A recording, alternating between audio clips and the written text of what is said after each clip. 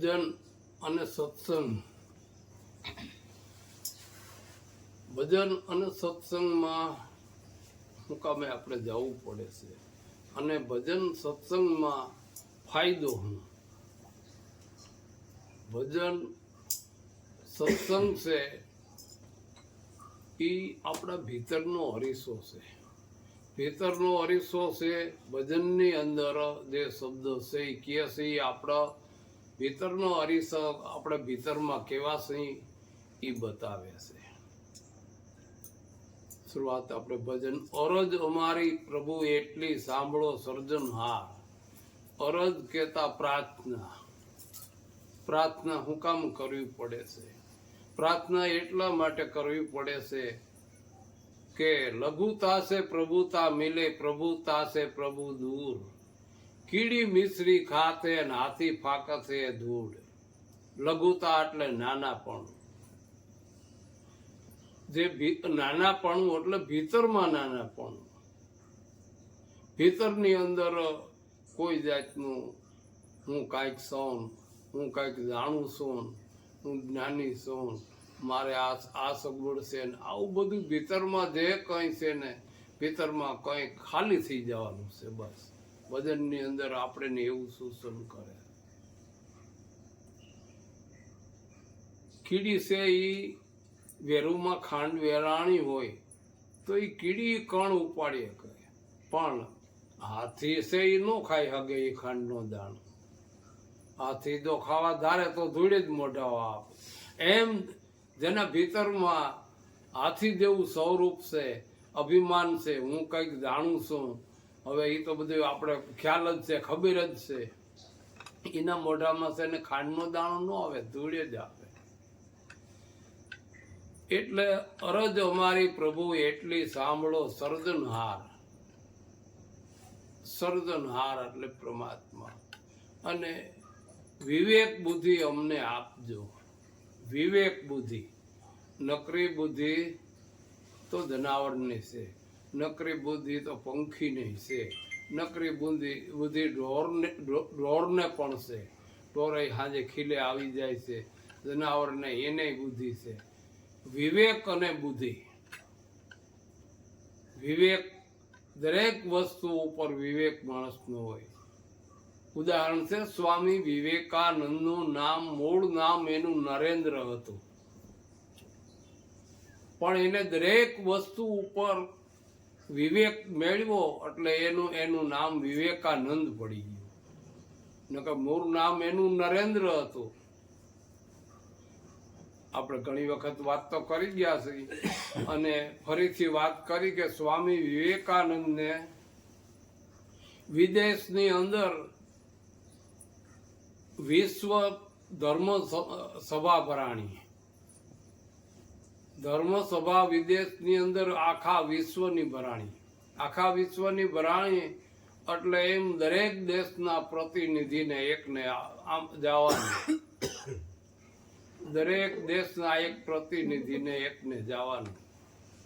હવે એમાં આપણે ભારતમાં જવાનું તો ભારતમાં તો બીજું કોઈ ભણેલું નહોતો અને વિદેશની અંદર અંગ્રેજી બોલે એ જ હાલી શકે, એ જ બધી રીતે. ત્યારે સ્વામી વિવેકાનંદ ભણેલે હતા, અંગ્રેજી બોલી શકતા હતા અને આધ્યાત્મિક રીતે રામકૃષ્ણ પરમહંસ દેવના શિષ્ય થયા પછી એકદમ વિવેક, ત્યાર પછી એનું નામ વિવેકાનંદ પડી ગયું.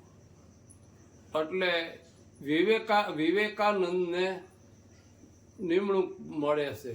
આમ એને જવાનું નક્કી કરે છે કે ભાઈ તમારે છે ને વિદેશની અંદર જવાનું છે, ધર્મસભા ભરાણી એની અંદર. એટલે સ્વામી વિવેકાનંદ તો પાઘડી બાંધીને આ બધો આપણો આઈનો જે પોશાક હતો એ બધો એવો બધો જબો ને આવું બધું પહેરેલ. બીજા વિશ્વના જે દેશો, જે પ્રગતિશીલ દેશો હતા, જે યુરોપિયન દેશ હતા, એ તો બધા સૂટ ને બધા કમ્પ્લીટ બધા આ તો દેખાય ગામડિયા દેખાય વિવેકાનંદ તો. અને એ ખેતડીના મહારાજાની પાઘડી બાંધીને ગયા હતા અહીંથી. અને ઘેટલીના મહારાજાએ એને સન્માન સમારંભ હોય, વિદાય સમારંભ હોય, એટલે વિદાય સમારંભ હોય યોજો ને એની અંદર બધાને બોલાવ્યા, ને એની અંદર સભા ભરાણી ને એની અંદર એક બાઈને ગાવા વાળી બોલાવી, તો પોતે બાઈ ગાય છે અંદર ને બધું જે બધું માણસોને સભાને ખુશી કરે છે. સ્વામી વિવેકાનંદ બાજુના ઓરડામાં બેઠા હતા, એટલે સભા બધી ભરાઈ ગઈ હતી બધી, એટલે કે ભાઈ સ્વામીને કહે હવે આવી જાવ, કે ભાઈ બધા આવી ગયા છે બધું. એટલે સ્વામી વિવેકાનંદ ગયા, પેલા બારી જરાક ખોલીને જોઈ છે, તા તો બાઈ અંદર ના છે, ભળ દઈને એકદમ બારી પાછી બંધ કરી દીધી. વિવેકાનંદ ઓલી બારી બંધ કરી ઉતામરે અવાજે એ બાઈ ગાતી હતી, એને ખ્યાલ આવી ગયો કે આ સ્વામીને મારી અરુચિ થઈ છે, હું શું ગામ છે એટલે મારી અરુચિ થઈ છે. એટલે પછી ઈ જે કઈ ગાતી હતી સભાને રીઝવવા માટે એ મૂકી અને રોહિદાસનું એને ભજન ઉપાડ્યું, પ્રભુજી તમ સંદન હમ પાની. એ ભજન ગાય છે. એ ભજન ગાતી ગાતી ગાય ને એક કડી બોલી અને બોલે છે જે બાઈ રમવા વાળી હતી કે પારસ છે, પારસ જો લોઢાથી બીએ તો એ પારસ છે કે નથી એની મને શંકા છે. પારસ કોઈથી લોઢાથી ન બીએ, કે જો પારસ લોઢાથી બીતું હોય તો એ પારસ છે કે નથી એ મને પણ શંકા છે.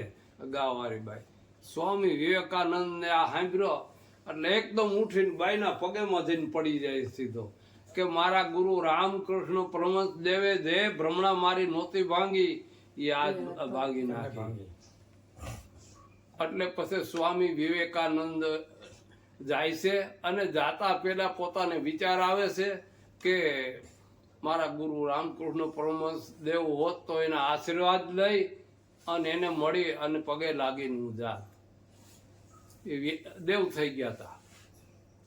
એટલે ઠીક કે ભલે રામકૃષ્ણ પરમહંસ નથી પણ શારદામણી દેવી તો છે ને, એટલે તો એને પણ પગે લાગી અને પછી જાઉં, પછી એના આશીર્વાદ લે.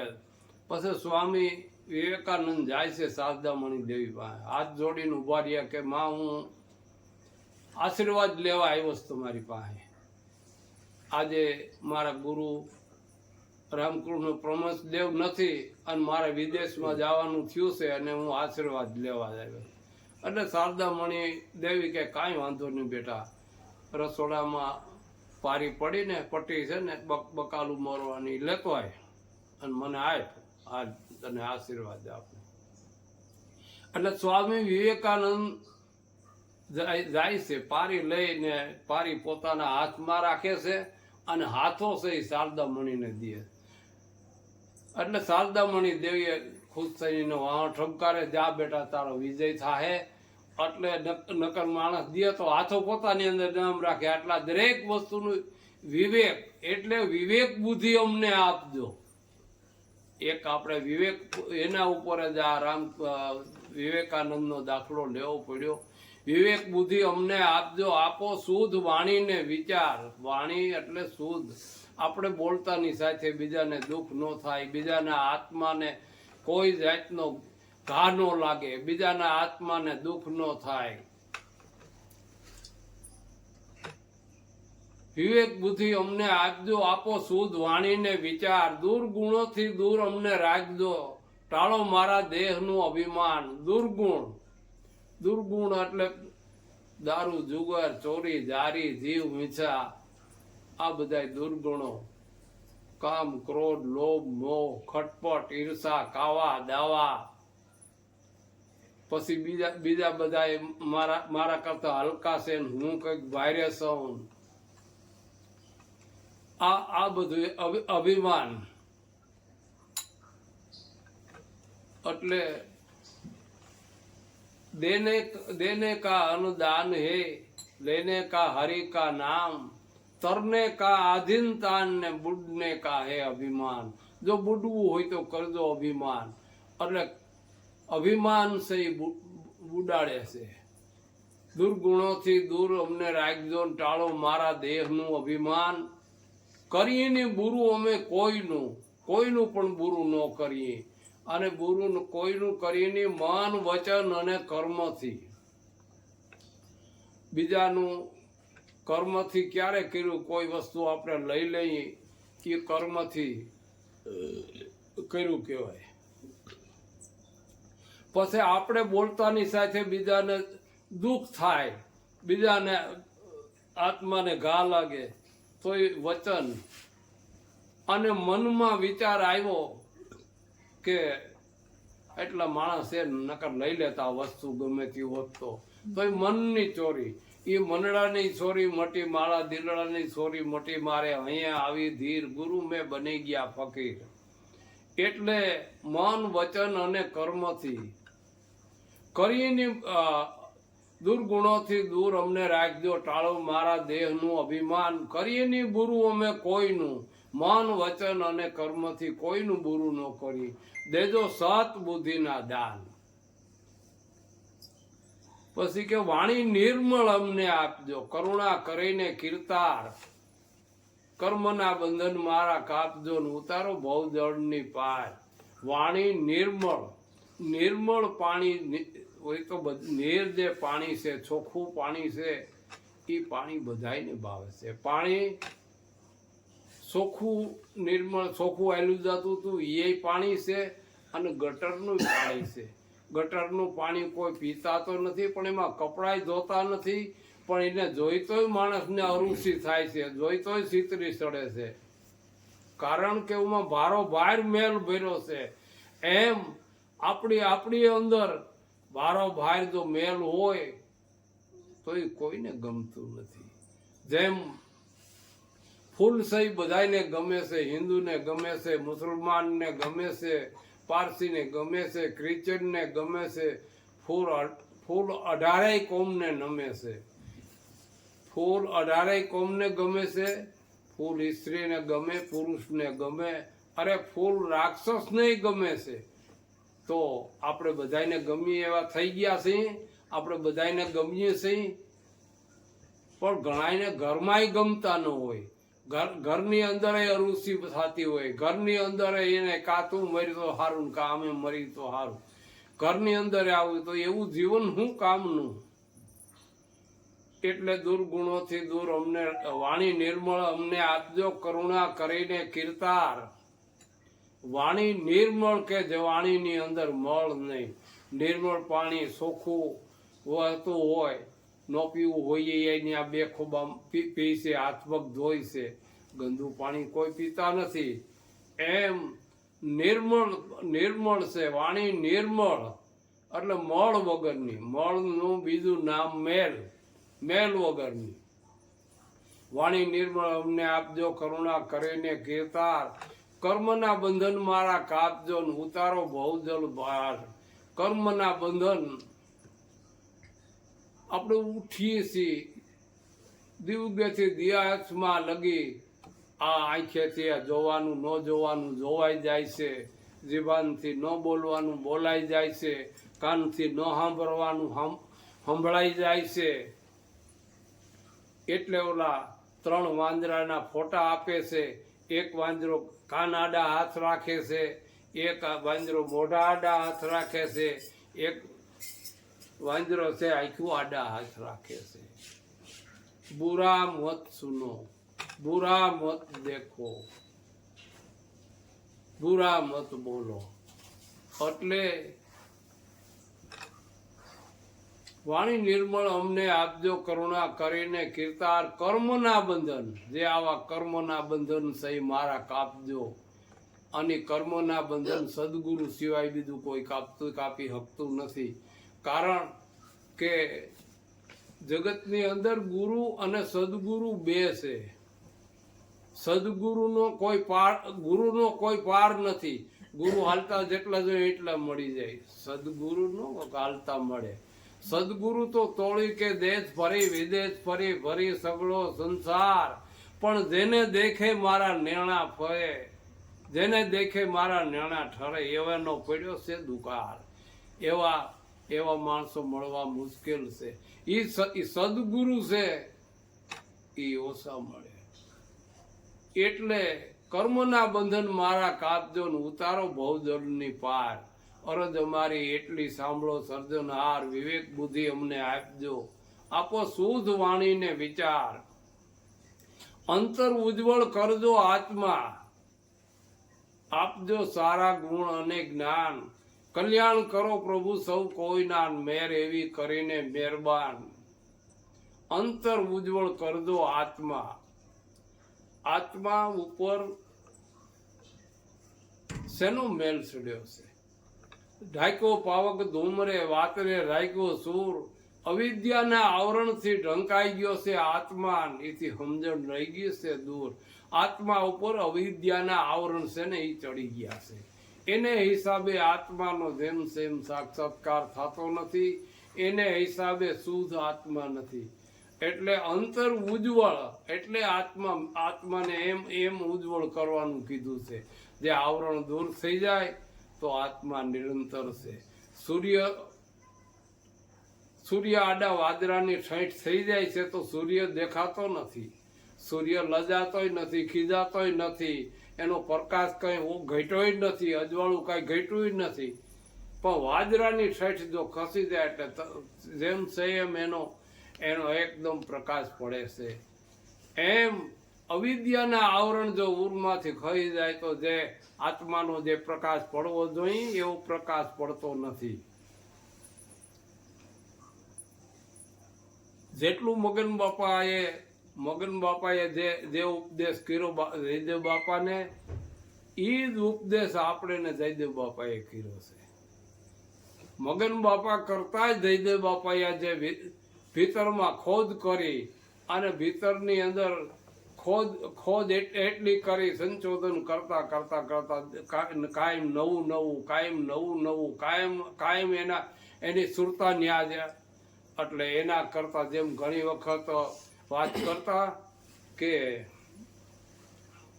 એક દીવો બળે છે અને એક દીવો ઓલાઈ ગયેલ છે, તો ઓલાઈ ગયેલ દીવાને જો જાગતું થવું હોય તો શું કરવું? જે દીવો બળતો હોય એની નજીક જવાનું. જાગતા દીવાના સ્મરણ નથી કરવા, જાગતા દીવાનું ધ્યાન નથી ધરવું, જાગતા દીવાના ગુણગાન નથી ગાવા. એમ આપણે કોઈ સંતોના ગમે ના કે જયદેવ બાપાને નીકળે ખાલી જો નીકળ્યા આપણે ગુણ જ ખાલી ગાયા રાખશું તો કાંઈ નહીં થાય. એની નજીક જેમ નજીક જાગતો દીવો હોય ત્યાં નજીક જઈ નજીક જાતા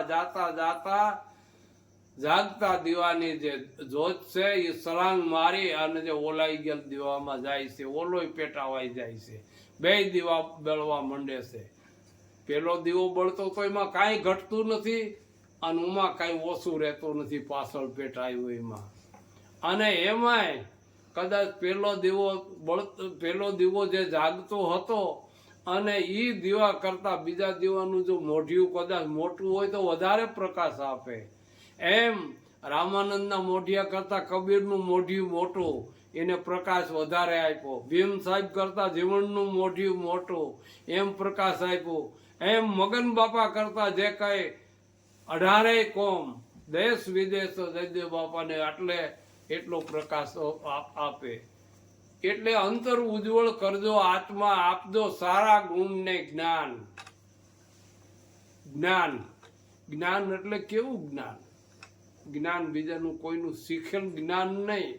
જ્ઞાન કોઈની બે વાતું શીખી લઈએ એ જ્ઞાન નહીં.